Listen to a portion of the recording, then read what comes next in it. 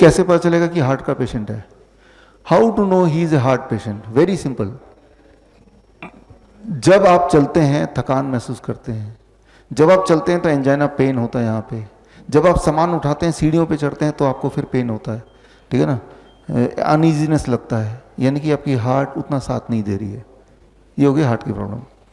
अब जैसे कि सबसे पहला क्वेश्चन मैंने पढ़ा था कि कोई दिक्कत है तो डॉक्टर के पास जाएंगे, तभी तो जाएंगे ना।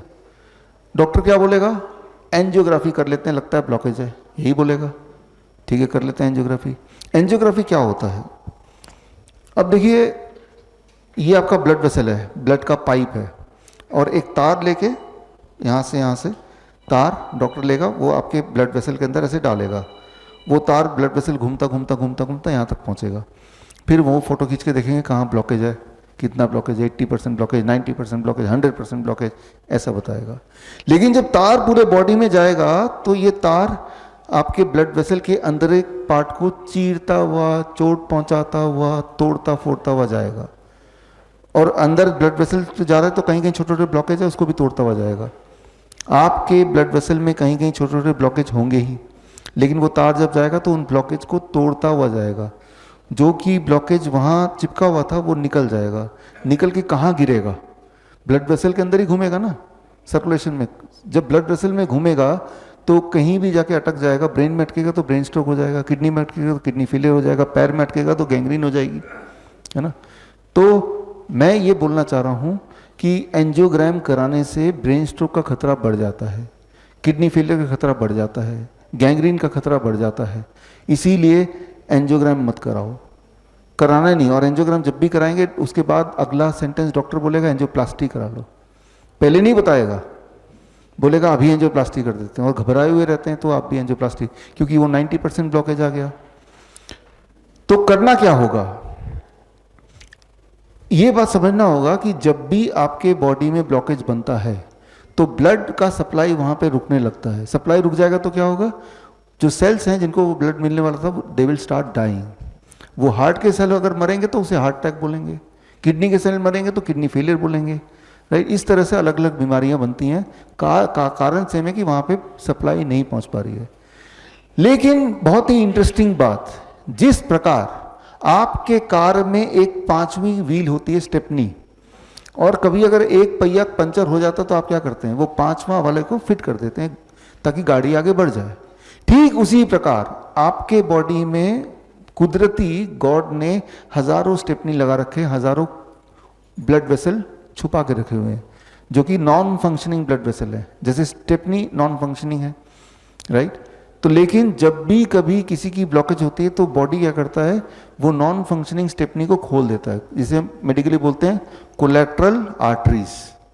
कोलेट्रल आर्टरी खुल जाएगा तो जो ब्लॉकेज जहाँ पे, वो ब्लॉकेज वहीं रहेगा, लेकिन ब्लड नए वाले आर्टरी से वहाँ पहुँच जाएगा। तो सारा खेल क्या है कि कोलेट्रल आर्टरी खुल जाए। कोलेट्रल आर्टरी कैसे खुलेगा? वही time as medicine, food as medicine and 0 volt medicine. कितना टाइम लगेगा? 1 महीना लगेगा, हर दिन थोड़ा थोड़ा खुलेगा। कैसे पता चलेगा कि खुल गया है? कैसे पता चला था कि आपको हार्ट की प्रॉब्लम थी या है? कैसे पता चला था? जब भी चल रहे थे सांसें फूल रही हैं। आपके उम्र के लोगों के कंपैरिजन में आप ज़्यादा थक जाते हैं, आपको चेस्ट पेन होने लगता है, भारी सामान उठाते तो तब अनईजीनेस फील होता है। 1 महीने बाद आप देखेंगे वो सब गायब हो गया। इसका मतलब यह है कि बॉडी ने नया कोलेट्रल आर्टरी खोल दिया है ना। अब जो कोलेट्रल आर्टरीज हैं वो सिर्फ हार्ट में नहीं है, वो किडनी में भी है, लंग में भी है, हर ऑर्गन में है। लेकिन जब आप ये तीनों मेडिसिन लेंगे जो आप ले रहे हैं, time as medicine, food as medicine, 0 volt, तो पूरे बॉडी के कोलेट्रल आर्टरीज साथ साथ ही खुलते जा रहे हैं। तो इस तरह से जो कोलेट्रल आर्टरीज एंजियोग्राम करते वक्त दिखते भी हैं, लेकिन डॉक्टर नहीं बताएगा कि आपका कोलेट्रल आर्टरी खुला हुआ है। डॉक्टर ये बताएगा कि आपके तो तीनों आर्टरी ब्लॉक्ड हैं। अगर तीनों आर्टरी 100% ब्लॉक्ड हैं तो इंसान जिंदा कैसे है?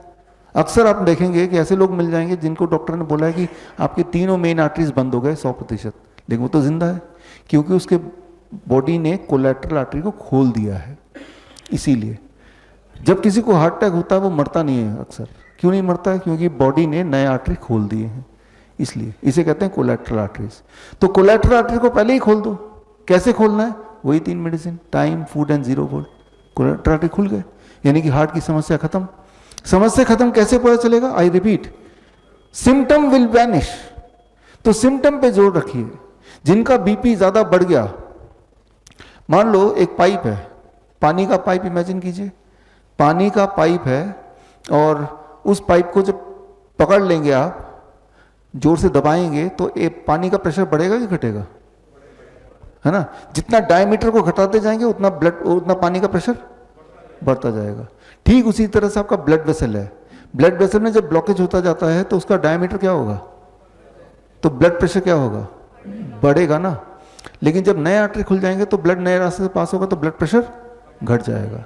यानी कि 1 महीने के अंदर आप देखेंगे कि ब्लड प्रेशर नॉर्मल हो गया। 1 महीना छोड़िए, 3 दिन में नॉर्मल हो जाएगा। कल आप में से जितने लोग ब्लड प्रेशर की दवाई ले रहे हैं, कल तक मैं उम्मीद करता हूं उनमें से काफी लोगों का ब्लड प्रेशर घट जाएगा बिना दवाई के। यानी कि कोलेटरल आर्टरी खुल चुके। तो कोलेटरल आर्टरी तो है ही ऑलरेडी, खुलने में ज़्यादा टाइम नहीं लगता। स्टेपनी तो ऑलरेडी है, सिर्फ पानी से आपने खोला, स्टेपनी आ गया हाथ में। तो कोलेटरल आर्टरीज खोलने के लिए जो टूल है, वो टूल क्या है? Time as medicine, food as medicine and 0 volt medicine. इस तरह से आप अपने आप को ठीक कर सकते हैं। बड़ी से बड़ी बीमारी का आसान से आसान इलाज घर बैठे ही हो सकता है। अधिक जानकारी के लिए कांटेक्ट करें nearest doctor BRC clinic @ home.